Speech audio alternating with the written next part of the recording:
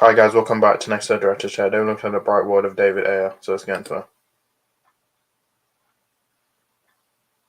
Welcome back to Next Director's Chair. We're talking about Director Chair, we're talking about David Ayer. Now before I do it, don't forget to subscribe and notification bell as algorithm. So we're talking about David Ayer. I'm going to go through his movies, going to start full bonus to start. So in 2005 we had Harsh Times. This was an action crime film.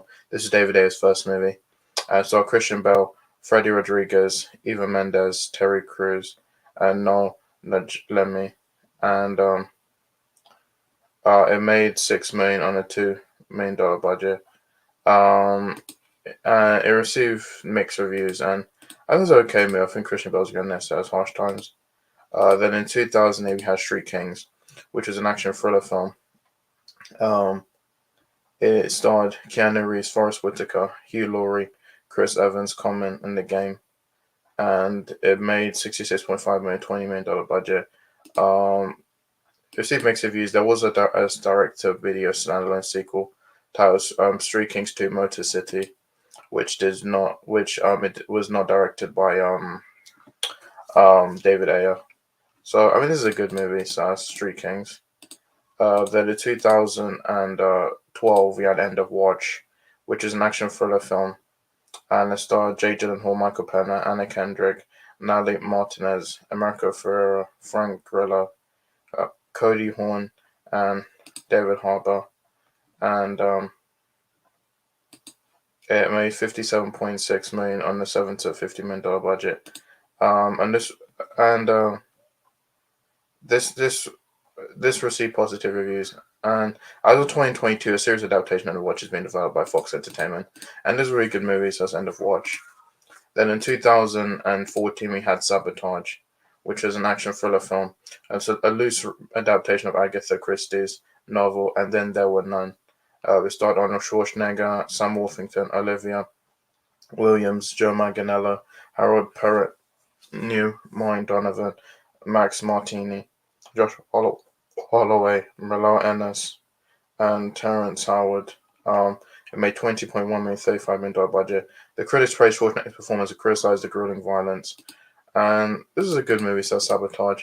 And also in 2014, we had Fury, which was a war film. It stars Brad Pitt, Shia LaBeouf, Logan Lerman, Michael Pena, John Bernthal, Jason Isaac, and Scott Eastwood. It made $211.8 million on a $68 to $80 million budget. It received positive reviews, and this is a really good movie. I think it's probably my favorite David Ayer movie, so that's Fury. And then in 2016, we had Suicide Squad, which was a superhero film. It's based on the super anti-hero team of the same name. It was the third installment in DC Extended Universe, and it starred Will Smith, Jared Leto, Margot Robbie, Joel Kinnaman, Viola Davis, Jai Courtney, Jay Hernandez, Adewale Akano, Abe, Ike Barinholtz, Scott Eastwood, and Cara Delevingne. Made $747 million, $175 million budget. It received negative reviews from critics, with criticism aimed at its plot, script, dialogue, direction, editing, action scenes, and use of licensed music. Though some praise was given towards Robbie's performance as Harlequin. We did have a follow-up spin-off, Birds of Prey, starring Robbie, which wasn't directed by David Ayer. We had a sequel in 2021 called The Suicide Squad, which was a standalone sequel, which had Robbie, Kinnaman, Davis, and Courtney returning, which that one was directed by James Gunn. And yeah, so yeah, I don't like this movie. I think it's probably the worst DC movie, and I don't put it on David Ayer. I put it on the studio for giving it to a trailer company. Because if you saw the trailer for Suicide Squad, you'll see the trailer is drastically different than the movie that we got. They wanted to make more Guardians of the Galaxy. Now, there's been people calling for the A cut, which I think the A cut might happen. I think that the Schumacher cut will happen, but I don't know when. So Suicide Squad. Then 2017 we had Bright, which was an urban fantasy action film.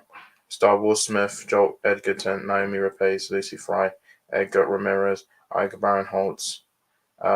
It made it was released on Netflix 2017.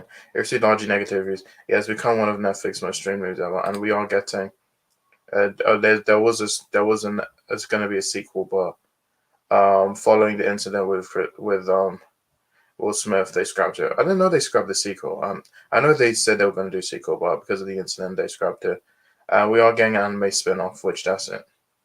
Which came in 2021. Well, that's already been out in 2021. So it's Bright. It's okay movie. So it's Bright. And then finally in 2020 we had The Tax Collector, which is an action thriller film.